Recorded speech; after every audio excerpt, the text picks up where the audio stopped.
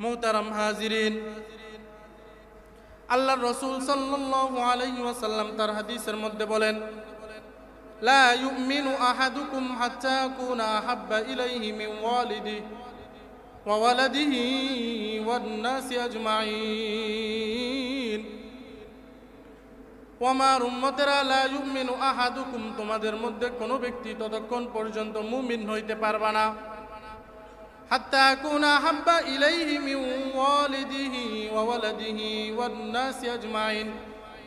ও মুমিন, যতক্ষণ পর্যন্ত তুমি আমাকে, তোমার পরিবার পরিজন, এমনকি দুনিয়ার সমস্ত মানুষ থেকে তুমি যতদিন পর্যন্ত আমাকে, সমস্ত মানুষ, তোমার পরিবার পরিজন, তোমার পিতা মাতা থেকে যতক্ষণ পর্যন্ত তুমি আমাকে ভালোবাসতে না পারবা, ততক্ষণ পর্যন্ত তুমি মানুষ দুনিয়ার মধ্যে কখনো পরিপূর্ণ ইমানদার হইতে পারবা না।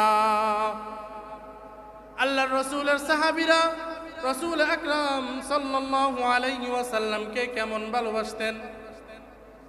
উহুদের যুদ্ধের মধ্যে সাহাবায়ে কেরাম যুদ্ধ করতেছে, যুদ্ধ করতে করতে করতে করতে সাহাবায়ে কেরামের মধ্যে অনেক সাহাবী শহীদ হয়ে গেল।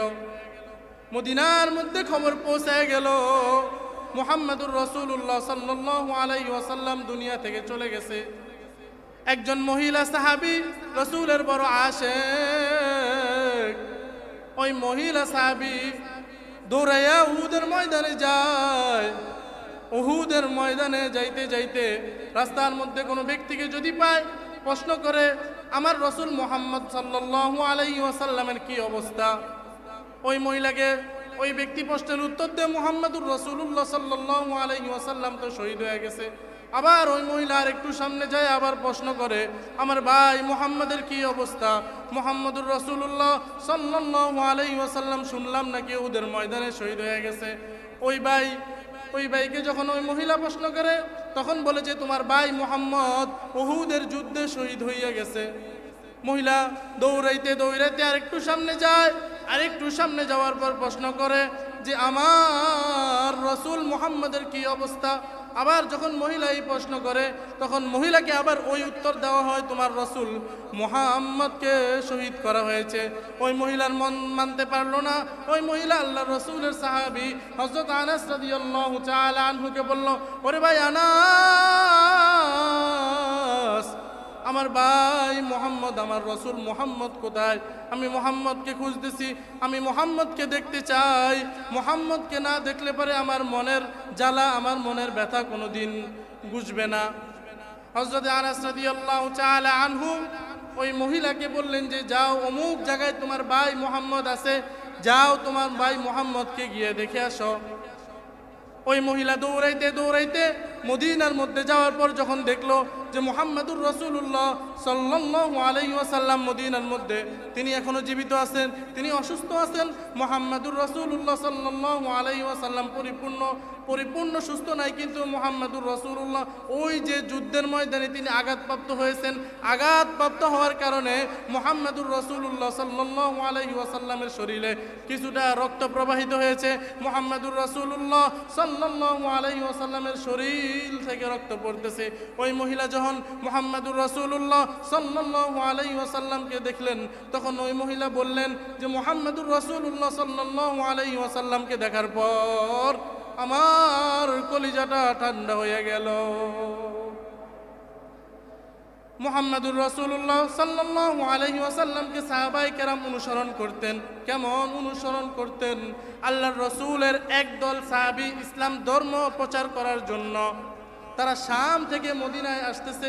ইমাম রাজি রহমাতুল্লাহি আলাইহি তার গ্রন্থের মধ্যে লেখেন, ওই সাহাবীরা যখন ওই শাম থেকে মদিনার মধ্যে আসতেছেন, শাম থেকে মদিনায় আসার মাঝখানে বিরাট একটা জঙ্গল ছিল।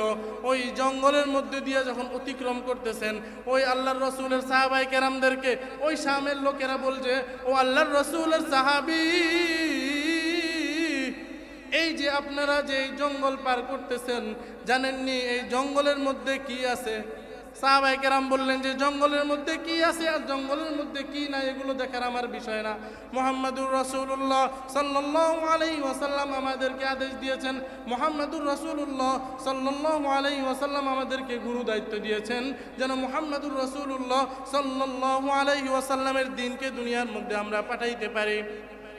ওই ব্যক্তিরা যখন ওই জঙ্গল দিয়ে যাইতেছে তখন ওই অধিবাসীরা বলল যে জঙ্গলের মধ্যে হিংস্র বাঘ থাকে, জঙ্গলের মধ্যে হিংস্র সিংহ থাকে এবং জঙ্গলের মধ্যে বড় বড় হিংস্র প্রাণীরা থাকে। আপনারা যদি এই জঙ্গল দিয়ে অতিক্রম করেন, আপনারা যদি এই জঙ্গল দিয়ে যান তাহলে এই হিংস্র প্রাণীগুলো আপনাদেরকে ক্ষতি করতে পারে। আল্লাহ রসুলের ওই সাহাবী কিছুই করলেন না, তিনি তার দল বলকে নিয়ে ওই জঙ্গলের সামনে দাঁড়াইলেন। দাঁড়ানোর পর শুধু একটা কথা বললেন, সমস্ত জঙ্গলের যত পশু আছে সমস্ত পশুকে লক্ষ্য করে একটা কথা বললেন, নাহনু আসহাবি রাসূলিল্লাহি সাল্লাল্লাহু আলাইহি ওয়াসাল্লাম ফারহালুহু ইন্না নাজিলুহু ফাইন্না ওয়াজাদনাহু ফাকাতালনা। নাহনু আসহাবি রাসূলিল্লাহি সাল্লাল্লাহু আলাইহি ওয়াসাল্লাম, আমরা আল্লাহর রাসূলের সাহাবী মুহাম্মাদুর রাসূলুল্লাহ সাল্লাল্লাহু আলাইহি ওয়াসাল্লামের সাথী। আমরা দিন প্রচার করে শাম থেকে মদিনায় আসতেছি, অতএব তোমরা আমাদের পথের মধ্যে বাধা হইয়া দাঁড়াইবা না, অতএব তোমরা আমাদের পথের মধ্যে কাটা হইয়া দাঁড়াইবা না। মুহাম্মাদুর রাসূলুল্লাহর সাহাবায়ে কেরাম যখন এই ঘোষণা দিলেন, বাঘ তার সন্তানকে কোলে নিয়া ওই বন জঙ্গলটা অতিক্রম করা শুরু করলো, সিংহ তার সন্তানকে কোলে নিয়া ওই জঙ্গলটা অতিক্রম করা শুরু করলো। যতগুলো হিংস্র প্রাণী আছে সবগুলো হিংস্র প্রাণী তার সন্তানদেরকে দুই হাতে কোলে নিয়া ওই জঙ্গলটা অতিক্রম করা শুরু করলো। মুহাম্মাদুর রাসূলুল্লাহ সাল্লাল্লাহু আলাইহি ওয়াসাল্লামকে আমরা সকলেই ভালোবাসি, ভালোবাসি না? মুহাম্মাদুর রাসূলুল্লাহ সাল্লাল্লাহু আলাইহি ওয়াসাল্লামকে আমরা ভালোবাসি। মুহাম্মাদুর রাসূলুল্লাহ বলেছেন, কোনো ব্যক্তি আমাকে এমন ভালোবাসতে হবে যে সে তার পরিবার পরিজন, সে তার সন্তান সন্ততি, সে দুনিয়ার মধ্যে যত মানুষ আছে সবগুলো মানুষকে মাইনাস করে যদি সে আমাকে ভালোবাসতে পারে তাহলে পরিপূর্ণভাবে সে মুমিন এবং ইমানদার হইতে পারবে। আরে মুহাম্মাদুর রাসূলুল্লাহ সাল্লাল্লাহু আলাইহি ওয়াসাল্লামের আদর্শ কি ছিলেন? মুহাম্মাদুর রাসূলুল্লাহ সাল্লাল্লাহু আলাইহি ওয়াসাল্লাম তো এমন বিনয় ছিলেন যে কোনো ব্যক্তি যদি মুহাম্মাদুর রাসূলুল্লাহ সাল্লাল্লাহু আলাইহি ওয়াসাল্লামের সাথে মুসাফা করতে আসতেন, মুহাম্মাদুর রাসূলুল্লাহ সাল্লাল্লাহু আলাইহি ওয়াসাল্লাম ততক্ষণ পর্যন্ত তার হাতটা ওই ব্যক্তি থেকে সরাইতেন না যতক্ষণ পর্যন্ত ওই ব্যক্তি তার থেকে তার হাতটা সরাইতেন না। আরে মুহাম্মাদুর রাসূলুল্লাহ সাল্লাল্লাহু আলাইহি ওয়াসাল্লামের চরিত্র কেমন ছিল?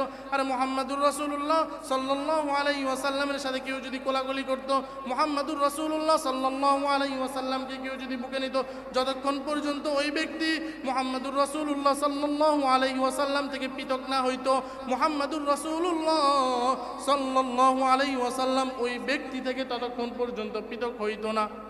কিন্তু বড় দুঃখের বিষয়, আমরা কিছু নামদারি মুসলমান আছি, মুহাম্মাদুর রাসূলুল্লাহ সাল্লাল্লাহু আলাইহি ওয়াসাল্লামের উম্মত দাবি করি, কিন্তু মুহাম্মাদুর রাসূলুল্লাহ সাল্লাল্লাহু আলাইহি ওয়াসাল্লাম তার হাদিসের মধ্যে বলেছেন, ইরহামু মান ফিল আরদি ইয়ারহামুকুম মান ফিস সামা। ও মুমিন ও মুসলমান ও বান্দা, যতক্ষণ পর্যন্ত জমিনের মধ্যে যতগুলো মানুষ আছে ওই মানুষগুলোর প্রতি যতক্ষণ পর্যন্ত তুমি রহম না করবা, আসমানওয়ালা রব্বুল আলামিন ততক্ষণ পর্যন্ত তোমার উপর রহম করবে না।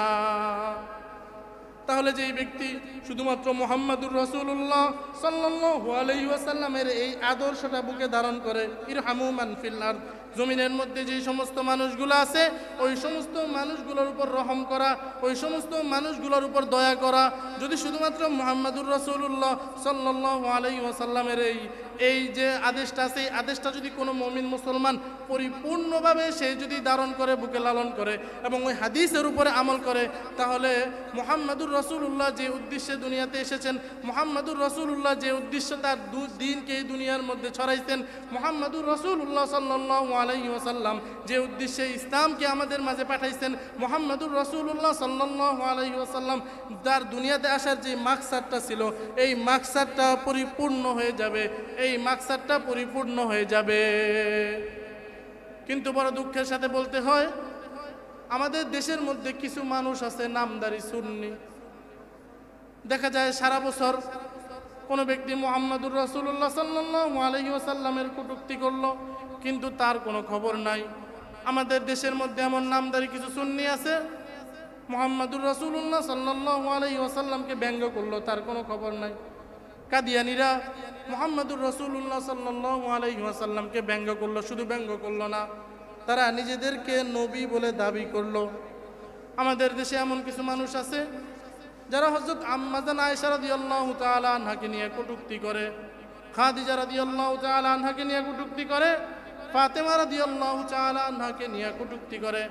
এতগুলো কটূক্তি করার পর আমাদের দেশে এমন কিছু মানুষ আছে যারা প্রতিবাদ করার সময় পায় না, কিন্তু রবিউল আউয়াল মাস আসলে ডাক ডোল পিটাইয়া রাস্তার মধ্যে মিছিল করতে তারা আর দ্বিধাবোধ করে না। আছে না এমন মানুষ? আছে না এমন মানুষ? নামদারি মুসলমান।